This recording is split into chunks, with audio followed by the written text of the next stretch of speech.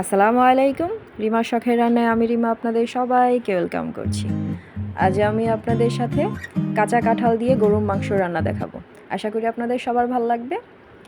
এখানে যেই কাঁঠালটা সবচাইতে ছোট, ওই কাঁঠালটা আমি এখান থেকে পেড়ে নিয়েছি, নিয়ে এটাকে কেটে নিয়েছি। এখন 3-4 বার পানি পরিবর্তন করে কাঁঠালের টুকরোগুলোকে ধুয়ে নিব।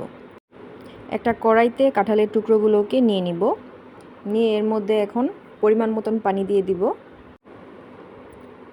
পানিটা দেওয়া হয়ে গেলে এখন এর মধ্যে আমি কিছুটা লবণ, সামান্য পরিমাণ হলুদের গুঁড়া দিয়ে খুব ভালোভাবে মিশিয়ে নিব।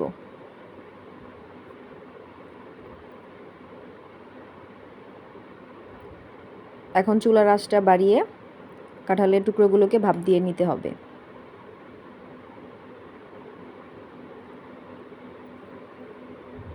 বলক উঠে আসছে।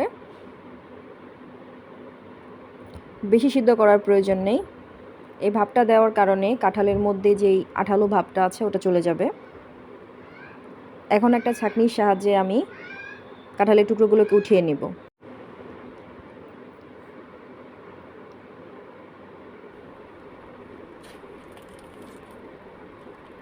এটা চালনির মধ্যে রেখে দিব যাতে পানিগুলো ঝরে যায়। এখন চলে যাব রান্নায়। বড় একটা কড়াই বসিয়েছি আমি, এর মধ্যে 1 কাপের মতন সরিষার তেল নিয়েছি। তেলটা গরম হয়ে গেলে এখানে আমি 1.5 কাপ পেঁয়াজ কুচি দিলাম। পেঁয়াজটা নেড়েচেড়ে মিশিয়ে এখন এর মধ্যে আমি আস্ত গরম মশলা অ্যাড করব। এখানে 2টা তেজপাতা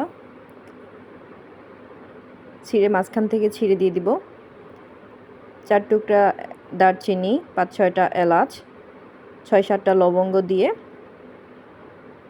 1-2 মিনিটের মতন ভেজে নেব।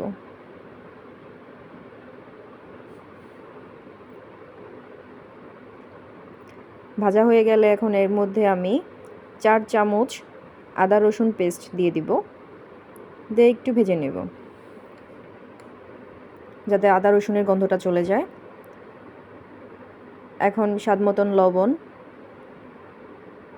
1.5 চামচ হলুদের গুঁড়া। এখানে আমি ঝালটা আমার পছন্দ মতন দিয়েছি, আপনারা চাইলে আরও বাড়িয়ে বা কমিয়ে নিতে পারেন। আমি এখানে 5 চামচ মরিচের গুঁড়া অ্যাড করেছি।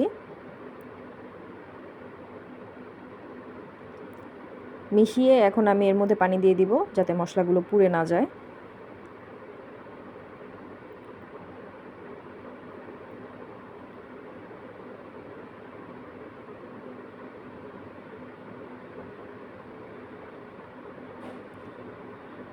এখানে আমি 1 চামচ জিরার গুঁড়া দিয়েছি।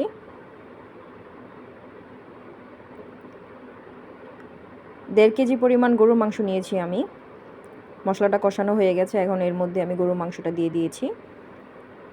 এখন নেড়েচেড়ে মিশিয়ে নিব।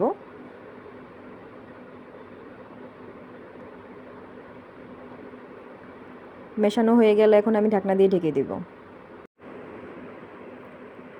এখন ঢাকনাটা উঠিয়ে আবার নেড়েচেড়ে দিব যাতে তলায় লেগে না যায়।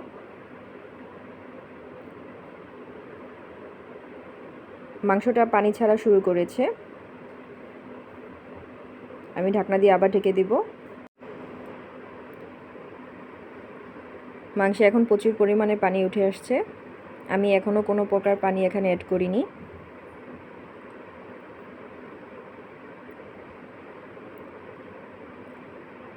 সেম প্রসেসেই বারবার আমাকে নেড়েচেড়েই দিতে হবে।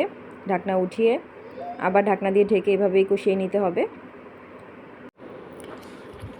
আমি মাংস চেক করে নিয়েছি, মাংস এখনও সিদ্ধ হয়নি, তাই আমাকে আরও কিছুক্ষণ কষাতে হবে। চুলার আঁচটা কমিয়ে কাজটা করতে হবে। আমি মাংসের পিসগুলো একটু ছোটো করেই কেটে নিয়েছি, তাই এই মাংসগুলো রান্না করতে তেমন বেশি একটা সময় লাগবে না। আমি এখানে প্রায় 1 ঘন্টার মতন এই মাংসটাকে কষিয়ে সিদ্ধ করে নিয়েছি। এখন এর মধ্যে আমি ভাপ দেওয়া সেই কাঁঠালের পিসগুলো দিয়ে দিব। কাঁঠালের পিসগুলো ঝরে গেছে, পানি এখন আর এর মধ্যে কোনো পানি নেই।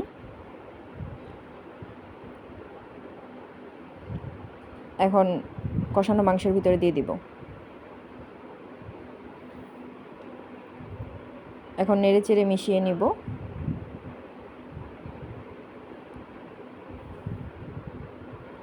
আমি কাঁঠালের পিসগুলো এখানে পুরোপুরি দিইনি, এখানে অর্ধেকটা দিয়েছি।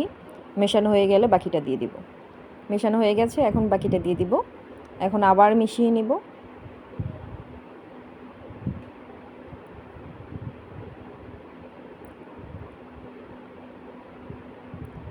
খুব ভালোভাবে নেড়ে চেড়ে মিশিয়ে নিতে হবে। মেশানো হয়ে গেছে, এখন ঢাকনা দিয়ে ঢেকে দিব। এখন আবার নেড়ে চেড়ে দিব যাতে তলায় লেগে না যায়। এখন এর মধ্যে কোনো পানি নেই, যার কারণে এটা লেগে যাওয়ার চান্স আছে অনেক।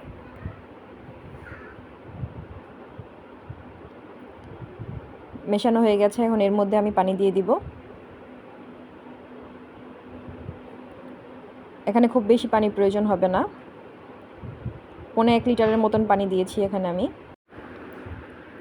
এখন নেড়ে চেড়ে মিশিয়ে ঢাকনা দিয়ে ঢেকে দিব।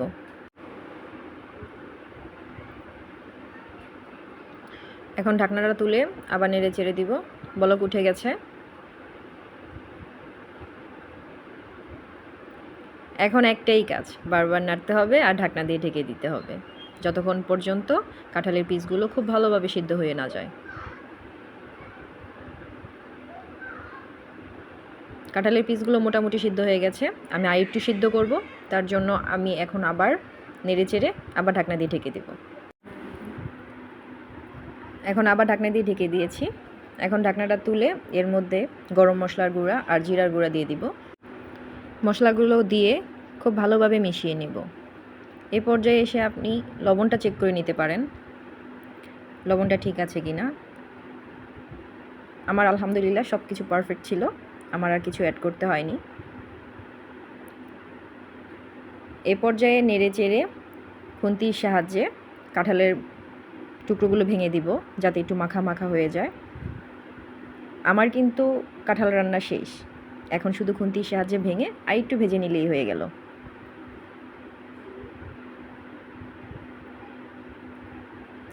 এখন আমি চলে আসলাম পরিবেশন করতে। দেখতেই পাচ্ছেন কত সুন্দর মাখো মাখো হয়েছে। যারা ঝোল পছন্দ করেন তারা পানির পরিমাণটা বাড়িয়ে দিলেই হয়ে যাবে। আমার তো এভাবেই খুব পছন্দ, গরম ভাতের সাথে বা পোলাওয়ের সাথে খুব ভালোভাবে জমে যাবে। আপনারা বাসায় ট্রাই করতে পারেন, খেতে কিন্তু খুবই মজার। আশা করছি আপনাদের এই রেসিপিটা ভালো লেগেছে। ধন্যবাদ সবাইকে।